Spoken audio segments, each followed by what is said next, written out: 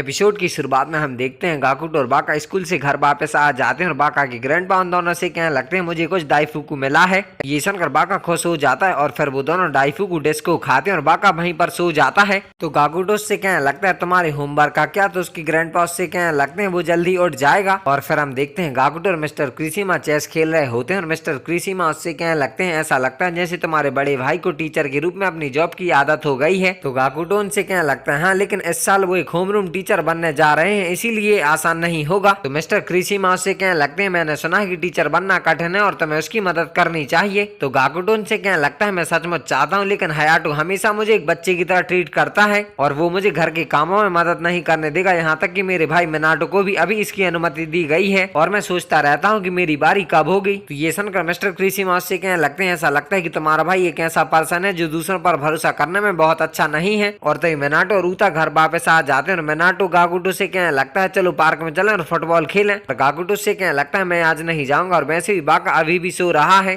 तो ये सुनकर मिनाटो हाँ कहता है और वो दोनों बैग फेंक के फुटबॉल खेलने के लिए बाहर चले जाते हैं। और गाकुटो हाँ बताता है क्रिसिमा फैमिली युजुकी फैमिली के दूसरे घर की तरह है, लेकिन पहले हमारी उनसे ज्यादा बातचीत नहीं होती थी और ऐसा तब तक नहीं था जब तक हमने पेरेंट्स को खो नहीं दिया था। और हम उसके पास्ट का सीन देखते हैं। गाकुटो को उसकी स्कूल बस घर छोड़ देती है और हयाटो को देखकर वो उससे कहने लगता है क्या तुम अभी घर पहुंचे। तो हयाटो से बताता है आज क्लासेस थोड़ी देर से खत्म हुई और वो उसे घर के अंदर चलने के लिए कहता है। और गाकुटो हमें बताता है हयाटो उस समय एक कॉलेज स्टूडेंट था और किंडरगार्टन खत्म होने से पहले हर दिन घर भाग जाता था और उसे मुझे बस एक किंडरगार्टन में ले जाना चाहिए था जहाँ मैं बाद में रह सकता था, लेकिन उसने शायद सोचा कि ये मेरे लिए बहुत कठिन होगा। और तभी हयाटो पीछे मुड़ के देखता है तो मिस्टर क्रिसिमा उन्हें देख रहे होते हैं और फिर वो घर के अंदर चले जाते हैं। और फिर रात में हम देखते हैं हयाटो कह रहा होता है मुझे ऐसा लग रहा है जैसे मिस्टर क्रिसिमा हाल ही में मुझे घूर रहे हैं। तो ये सुनकर मिनाटो कहने लगता है तुम भी हयाटो और वो ओल्ड मैन कल मुझे देख रहे थे। और तभी मिकोटो कहने लगता है दरअसल मैंने देखा कि मिस्टर क्रिसिमा भी कुछ समय से हमारी राह देख रहे हैं। तो ये सुनकर हयाटो कहने लगता है तुम भी मिकोटो। और फिर हम देखते हैं हयाटो सुई धागे से एक टॉवेल सिल रहा होता है और वो कह रहा होता है चूंकि हमारे पास पेरेंट्स नहीं है तो शायद वो सोचते हैं कि हम बहुत डिसिप्लिन नहीं है, ऐसा कुछ हो सकता है। और हम उसके पास्ट का सीन देखते हैं। हयाटो के कुछ रिलेटिव्स उससे कह रहे होते हैं क्या तुम अभी भी स्टूडेंट नहीं हो और कम से कम गाकुटो को अपने अंकल के घर भेजने के बारे में क्या ख्याल है, और वो अभी भी एक छोटा बच्चा है इसीलिए कठिन होगा और तुम ये सब अकेले नहीं संभाल सकते। पर हयाटो अपने तीनों भाइयों को दूर भेजने से मना कर देता है और वो कहने लगता है मैं अपनी फैमिली को अलग नहीं होने दूंगा।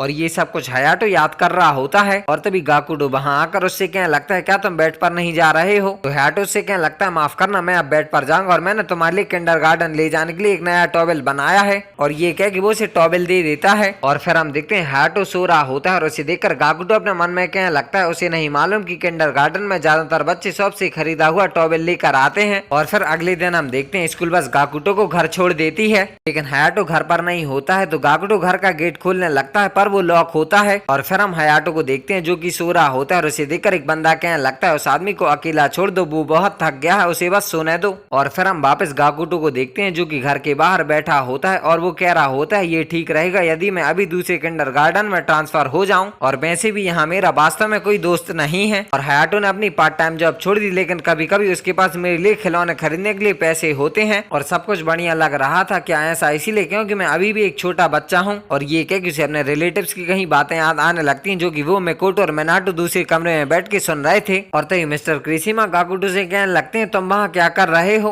तो गाकुटो उनसे कहने लगता है मैं अपने बड़े भाई के घर आने का इंतजार कर रहा हूँ। तो मिस्टर क्रिसिमा उससे कहने लगते हैं क्या तुम अंदर इंतजार नहीं कर सकते। तो गाकुटो उनसे कहने लगता है शायद उसकी क्लासेस देर से खत्म हुई। तो ये सुनकर मिस्टर क्रिसिमा उससे कहने लगते हैं तो फिर तुम मेरे घर इंतजार क्यों नहीं करते। तो ये सुनकर गाकुटो चौंक जाता है। और फिर हम देखते हैं मिस्टर क्रिसिमा उसे एप्पल जूस पीने के लिए देते हैं तो गाकुटो ने थैंक यू कहता है। और मिस्टर क्रिसिमा उससे कहने लगते हैं तो भी तुम्हें क्या कहते हैं। तो गाकुटो ने अपना नाम बताता है और मिस्टर क्रिसिमा उसे अपना नाम कोजीरो बताते हैं। और वो गाकुटो को 2 DVD बता के कहने लगते हैं कुछ देखना चाहते हो। और फिर हम देखते हैं वो दोनों एक शो देख रहे होते हैं और उस शो को देखकर गाकुटो चौंक जाता है। और देख मिस्टर क्रिसिमा डिस्क बदलने के लिए कहते हैं पर गाकुटो ने रोक देता है। और फिर हम हयाटो को देखते हैं जो कि सो के उठ जाता है और वो एकदम से घबरा जाता है और कहने लगता है ये क्या टाइम है। और ये कह के वो अपने घर की तरफ भागने लगता है। और फिर हम मिस्टर क्रिसिमा और गाकुटो को देखते हैं जो कि अभी भी वो शो देख रहे होते हैं और वो शो खत्म हो जाता है। और गाकुटो को वो शो बहुत पसंद आता है और वो कहने लगता है मैंने नहीं सोचा था कि वहाँ इतने अच्छे शो होंगे। तो मिस्टर क्रिसिमा से कहने लगते हैं मैं खुश हूँ और सभी पीरियड ड्रामाज में से मिटोनो कुमोन मेरे फेवरेट में से एक है। और गाकुटो उनसे कहने लगता है आप मुझे और कुछ दिखाने जा रहे थे। तो मिस्टर क्रिसीमा उससे कहने लगते हैं मैंने सोचा था कि चूंकि तुम बच्चे हो तो तुम्हें केवल बच्चों के शो ही पसंद होंगे, लेकिन ऐसा लगता है कि मुझसे गलती हुई। तो गाकुटो उनसे कहने लगता है क्या वे डीवीडी आपके ग्रैंड किड्स की हैं या और किसी की। तो मिस्टर क्रिसीमा उससे कहने लगते हैं नहीं, मेरे ग्रैंड किड्स बहुत दूर रहते हैं और मैं उन्हें कम ही देखता हूँ। और वो उससे कहने लगते हैं मैं तुम बच्चों से बात करने का तरीका ढूंढने की कोशिश कर रहा हूँ और जब से तुम सभी ने अपने पेरेंट्स को खोया है मैं सोचता रहता हूँ कि क्या मैं तुम लड़कों के लिए कुछ कर सकता हूँ। तो ये सुनकर गाकुटो को हयाटो की कही बात याद आती है कि मुझे ऐसा लग रहा है जैसे मिस्टर क्रिसीमा हाल ही में मुझे घूर रहे हैं। और इस बात को याद करके गाकुटो कहने लगता है क्या इसीलिए वो हम पर नजर रख रहे हैं और उन्होंने मुझसे जुड़ने के अपने तरीके के रूप में ये डीवीडी भी प्राप्त की। और मिस्टर क्रिसीमा उससे कहने लगते हैं आजकल अपने पड़ोसियों के साथ संबंध बनाना कठिन हो गया है, यहाँ तक कि जब तुम्हारे पेरेंट्स अलाइव थे और मैं झिझक रहा था कि क्या मेरे जैसे ओल्ड मैन को तुम बच्चों को हेलो कहने की कोशिश करनी चाहिए। तो गाकुटो उनसे कहने लगता है मुझे हेलो कहने के लिए धन्यवाद और यदि आप ना होते तो मैं अभी भी अपने घर के बाहर बैठा होता और मुझे भी पीरियड ड्रामा देखने को नहीं मिलता। और वो उनसे कहने लगता है मुझे लगता है कि मुझे किसी अलग किंडरगार्टन में जाना चाहिए, लेकिन मेरे बड़े भाई हयाटो को लगता है कि मेरे लिए दूसरे स्कूल में ट्रांसफर होना बहुत ज्यादा होगा,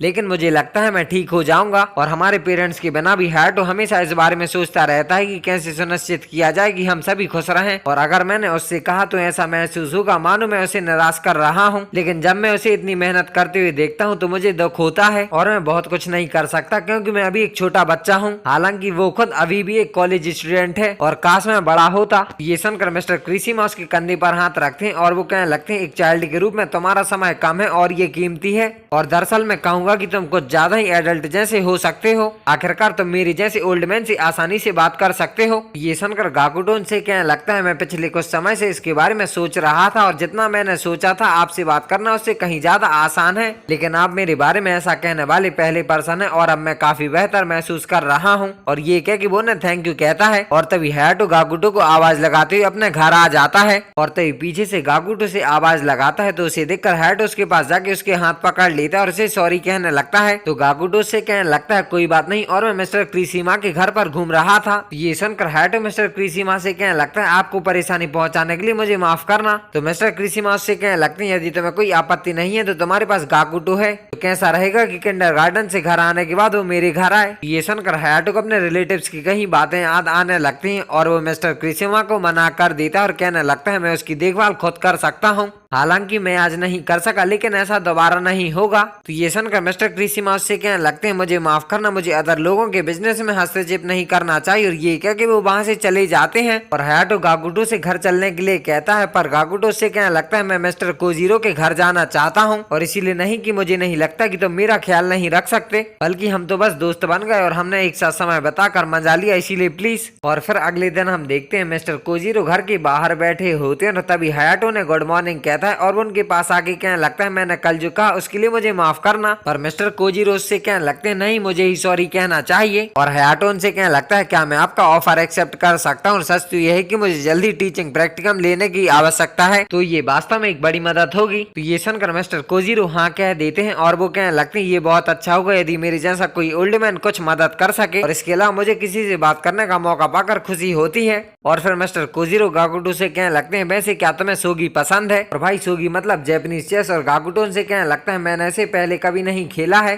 तो मिस्टर कोजीरो से कहने लगते हैं तो फिर मैं तुम्हें सिखाऊंगा कि ये कैसे करना है। और तभी गाकुटो को लेने उसकी स्कूल बस आ जाती है और मिस्टर कोजीरो से कहने लगते हैं आओ स्कूल के बाद फिर से मिटोनो कुमोन एक साथ देखें। तो ये सुनकर गाकुटो हाँ कहता है और फिर हम वापस प्रेजेंट में आ जाते हैं और ये सब कुछ गाकुटो याद कर रहा होता है। और गाकुटो हमें बताता है कुछ समय बाद बाका और उसकी फैमिली यहाँ चले और फिर मैं और बाका एक ही किंडरगार्टन में ट्रांसफर हो गए और तब से मैं हर समय क्रिसीमा हाउस जाता रहा हूँ और मिस्टर कोजीरो मेरे फर्स्ट बेस्ट फ्रेंड है। और तभी बाका सो के उठ जाता है और वो कहने लगता है तुम लोग इसे फिर से खेल रहे हो। और गाकुटो हमें बताता है बाका मेरा सेकंड बेस्ट फ्रेंड है। और तभी वो सभी एक साथ घर वापस आ जाते हैं और उन्हें देखकर मिस्टर कोजीरो उनसे कहने लगते हैं तुम सब एक साथ आए। तो बाका की मदर साकी उनसे कहने लगती है मैं सुपर मार्केट में इस व्यक्ति से मिली और उसने मेरी ग्रोसरीज कैरी करने का ऑफर किया, कितना अच्छा लड़का है। पर हयाटो उनसे कहने लगता है नहीं तुमने डिमांड की थी कि मैं उन्हें तुम्हारे लिए कैरी करूं और ये ये सामान भारी है। और तभी मिकोटो कहने लगता है मैं बस पार्क के पास से गुजर रहा था और अदर किड्स को घेर रहा था। तो ये सुनकर मिनाटो से कहने लगता है कि हमने तुम्हें हमारे साथ शामिल होने के लिए इनवाइट नहीं किया।